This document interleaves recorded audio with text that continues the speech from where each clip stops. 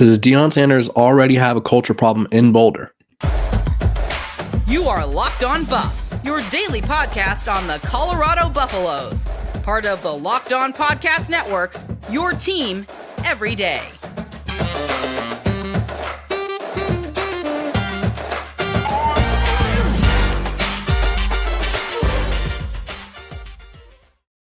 What is up, everybody? This is Locked On Buffs. I am your host, Kevin Borber. Today's episode of Locked On Buffs is brought to you by FanDuel. Make every moment more. Right now, new customers can get $150 in bonus bets with any $5 moneyline bet. That's $150 if your team wins. Visit FanDuel.com/LockedOn to get started. Today's episode is also brought to you by the Locked On Podcast Network. We're free and available wherever you get your podcasts. It's your team every day, every single day. We're here. Like I'm here every day talking about Colorado and Coach Prime and everything in between.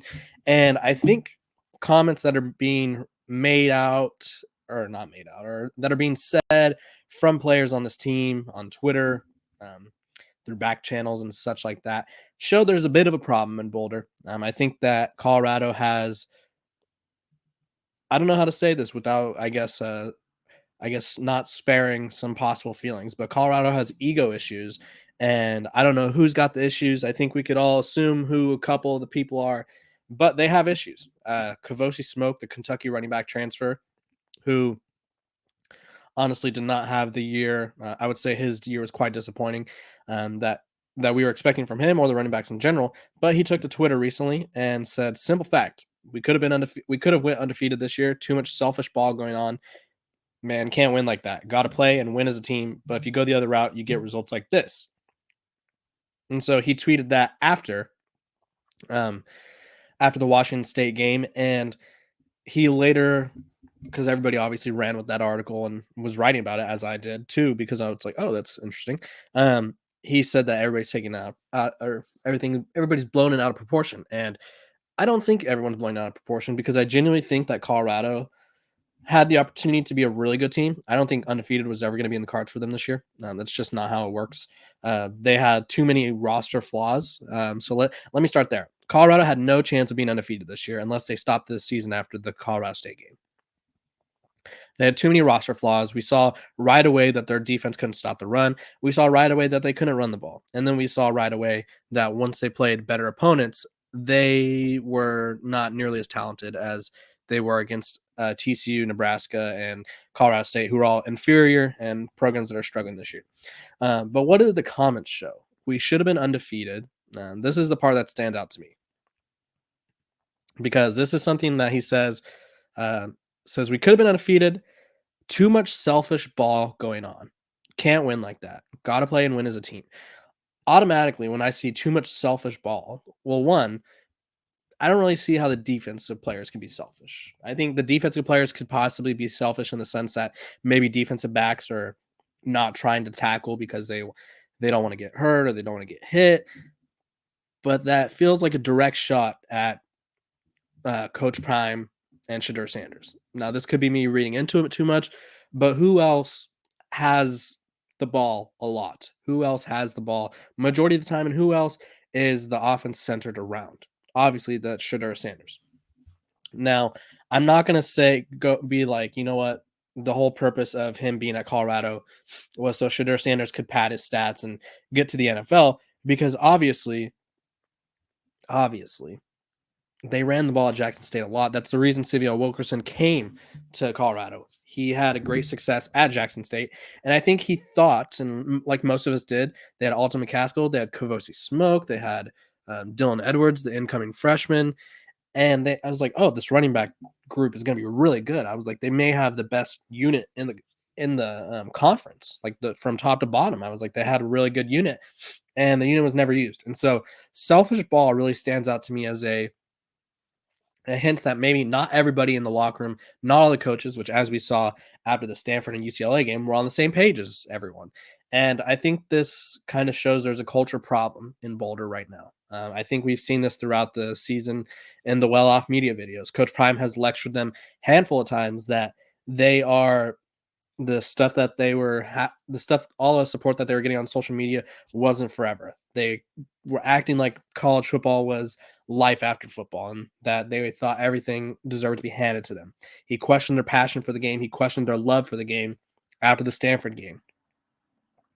And there's just been subtle comments made throughout the year where I don't know if it's, I don't want to say it's Coach Prime because I feel like he's going to have a culture established eventually. I think it's just hard to establish a culture when you bring in so many new pieces. And I'm not faulting him for trying the transfer portal route. I think the transfer portal route as a whole did not work. And I broke it down on yesterday's live, which you guys should go check out because I went through all 51 transfers and I was being brutally honest. Like, did this guy produce stats? Or did this guy have good stats? Did he produce? Was he a good player for the team? And so there's guys that some of them didn't play. And then there's guys who had some decent production. And then there's guys who like Xavier Weaver, for instance, obvious star, probably only boosted his draft stock way more than he could have at USF. So good for him.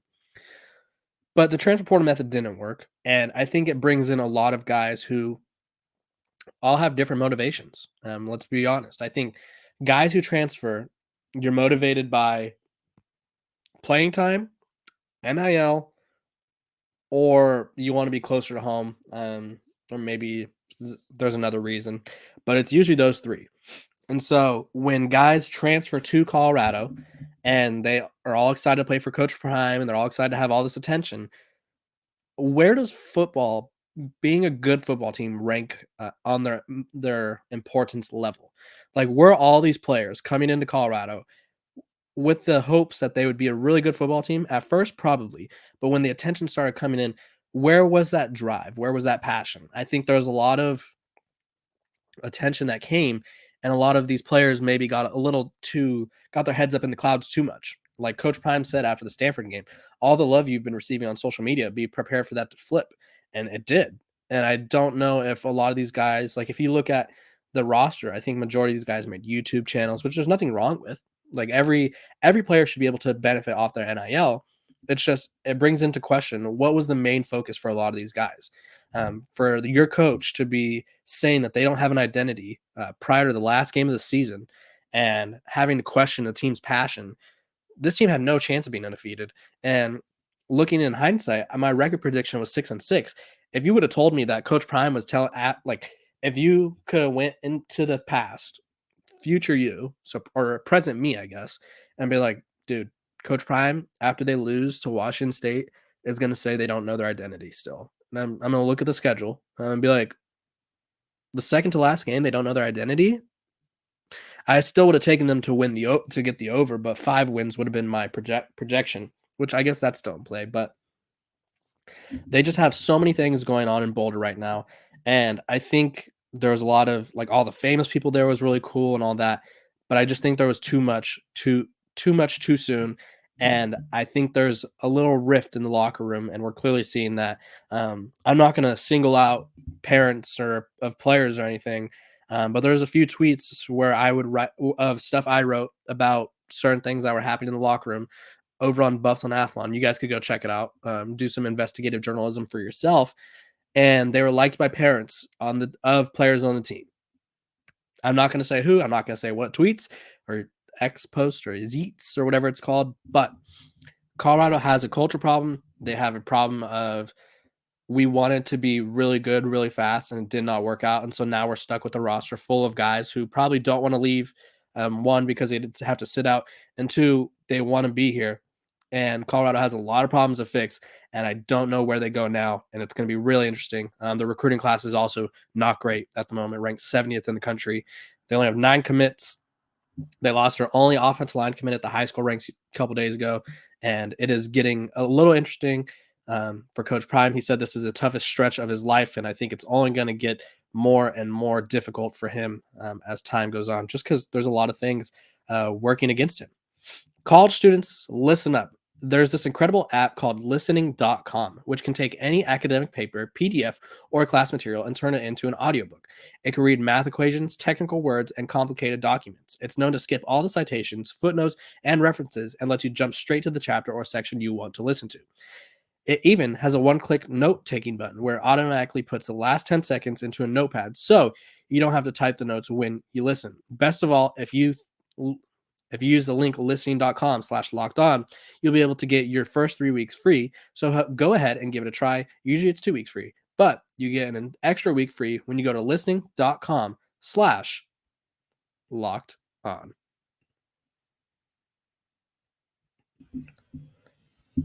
We are back. We're talking about Shedeur Sanders, his status. Obviously, he's injured or was injured during the Washington State game, which I'm going to go on a little quick tangent here. Because obviously, has Colorado talked their fair share of ish? Yes. I think they got a little carried away. I think that's kind of the confidence and the swagger aspect that they had early in the season that was kind of carrying over and people are still hanging on to.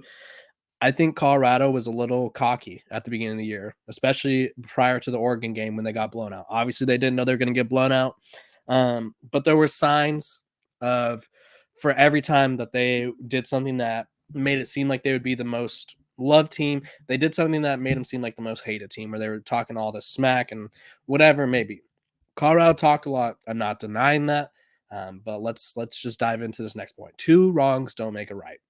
I think Colorado got humbled throughout the year. They obviously have lost 7 games now, and they are on the struggle bus. Not that that matters to a lot of people, but Washington State, Shedeur Sanders, he goes down with an injury, comes back, goes down with the injury again, and as he's chanting off the field or walking off the field, Washington State fans are chanting overrated. And so, one, didn't feel necessary. You could literally see him limping and kind of like wallowing in pain. I think a lot of people, and they were chanting overrated at him, and I think a lot of people are upset with how covered Colorado was and how ESPN and Fox Sports was shoving Colorado down their throats. Guess what? That's how TV works. If someone's popular, you don't just like you don't put them on the Pac-12 network at 9 a.m. Like, Colorado was the most popular team. I'm sorry that you're not a fan of Colorado. Like, I'm sorry that you weren't a fan of seeing Colorado on ESPN and Fox Sports every weekend. They were popular. It's the same thing with music. When Drake's music's popping, it's going to be on the radio. When Taylor Swift's music's popping, it's going to be on the radio. Travis Kelce right now, most famous person in sports probably. Yeah, he's dating Taylor Swift. Him and his brother released a song. It's on the radio. And guess what?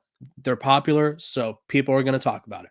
That's what was happening with Colorado. So I thought the overrated chants were a little unnecessary. People got on me on Twitter. It was, I mean, you could say whatever you want. I'm going to disagree with you guys. I think it's a little,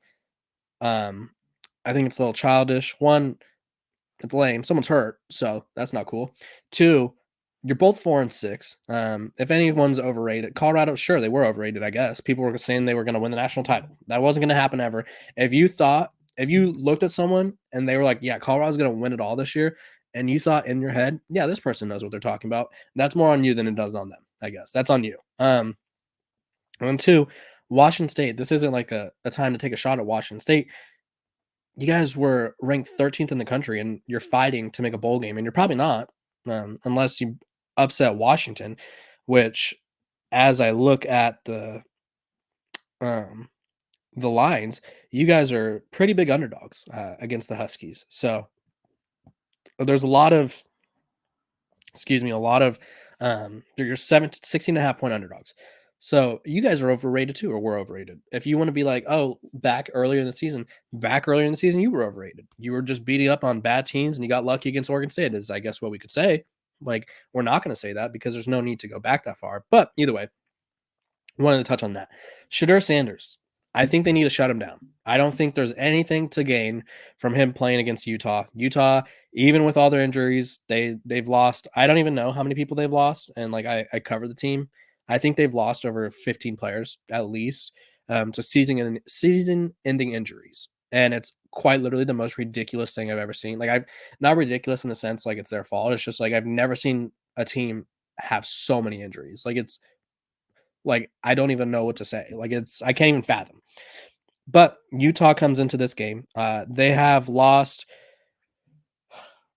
starting running backs, starting receivers. They've lost starting linebackers. They lost Jonah Ellis, who leads the country in sacks. They lost defensive backs. They've lost everyone. And they're still favored by 21.5 points. I think it's time for Colorado to just call it a season. Obviously, you even with a win, there's an off chance that you maybe make a bowl game if you have the highest academic rating, or you get invited if there's not enough 5 and 7 teams. But do you really want to risk Shedeur Sanders' health for one game this year, and the possibility if like everything goes right, it would take like the Pac-12 changing a rule, a bowl game wanting them to come. Like it would take a lot for Colorado to make a bowl game. Is it worth Shedeur Sanders playing? No, I would say it's not. One, if he wants to declare for the draft, he'd probably be a second round pick at best right now. Or at worst, excuse me. Second round pick at worst, maybe a third round, but he's got first round pick potential. Obviously, he's returning next year. So your quarterback of the future is a little banged up. You know your offensive line can't hang, and it's not that we want to see Ryan Staub or Gavin Cold go back there and try to survive. It's just you. This is of all the times. Shedeur Sanders probably wants to play. Coach Prime says he wants to play, and I see why he wants to play. He wants to be with his teammates. He wants the opportunity to continue to play football. But if he's banged up and another hit can seriously injure him, there is no point in trotting him back out there. Like, play Ryan Staub, rotate in Gavin Cold. They obviously didn't do that well against, excuse me, slipping my mind, Washington State. I don't know why I couldn't think of their name. But this Colorado team is banged up. You're not playing for anything. And I usually hate the sit out thing. Don't keep them in. But we've seen too many times where players play injured and then they end up hurting themselves worse. And so would you rather lose Shedeur Sanders for one game, or would you rather him get injured, need a surgery, and then he has to sit out for more games next year when you're trying to contend in the Big 12, which is very possible. The Big 12 is kind of a hit or miss conference. I think Arizona and Utah will be the two best teams, and everybody else up for grabs, maybe Kansas as well. So there's three guaranteed, like, really good teams, and everyone else hit or miss. We'll see. And is the risk worth it? I don't think so. I think this is a tough decision for Coach Prime. I think this more so comes down to Shedeur, whether he wants to play. I feel like he will play, but I think as the head coach, Coach Prime probably needs to. I don't know. He probably wants him to play because it's his son and it's his quarterback and it's the best opportunity he has the best chance for them to win. But I feel like that's an unnecessary risk. So obviously that's kind of a double-edged sword decision, but I think it's not worth it. This episode of Locked On Buffs is also brought to you by our sponsors over at FanDuel. Score early this NFL season with FanDuel, America's #1 sportsbook, because right now new customers can get $150 in bonus bets with any $5 moneyline bet. That's $150 if your team wins. If you've been thinking about joining FanDuel, there's no better time to get in on the action than right now. The app is super easy to use. There's a wide range of betting options that include spread, player props, over-unders, and more. So visit FanDuel.com/lockedon and kick off the NFL season. FanDuel is the official partner of the NFL. To conclude this episode, we are talking about Utah. I just did a little breakdown of it, but I'm going to dive back into it. Big news for Utah. They just got yesterday, actually. Cam Rising is returning for a 7th year next year. So I think that's going to be the Pac or the Big 12 favorite. Excuse me. Still not used to that. It's also worth noting that Utah is a hungry team. I think regardless of who's injured, who's out, I think there's a lot of people that people don't realize. Like, you look at Utah's record and you're like, oh, they just got blown out by Arizona. Arizona, 1, really good team. Really good team. 2, this Utah team, grittiest team in the country. And I think if I'm Coach Prime, and I think every young coach has said this about Kyle Whittingham, I want a program like that. Kyle Whittingham has built his program on loyalty, on working hard, and not caring about anybody's thoughts about this program, because obviously Utah never has a really good recruiting class. They have decent recruiting classes, but they have recruiting classes of guys that are mostly 3 stars at best, a 4-star. And he develops. And I think everyone should want a program like that. And so I think this is going to be a test of will. This Colorado team, they have a chance to. Obviously, Utah's beat up, and so we've seen them get beat up a little bit. And if Colorado plays well, say Shedeur Sanders is playing, and they play well, they can win this game. But if they're not on their P's and Q's and they're kind of just whatever. Utah will beat the living what out of them, even with all their injuries, because they still have good players. They still have a really good coaching staff. And so this Utah team, don't take them lightly just because they're injured. They still have a bowl game that they still want to better their record. They still have postseason aspirations in terms of bowl games. So maybe a win here gets a better look there. Who knows? But this Utah game is a culture defining game for Colorado in the sense that if they come out and just look flat after what happened against Washington State, there's going to be some major questions about the culture. And I'm already starting to kind of question what's going on in that locker room. If players are coming out and saying they're selfish ball. So they need a big performance. Even if they lose, they need a full of effort performance. And I guess we'll find out how that goes down this weekend. I hope you guys have a great rest of your day. I will see you guys tomorrow. Make sure to like, subscribe, and follow. It's your team every single day here on Locked On Buffs. I'm Kevin Borba. See you guys tomorrow.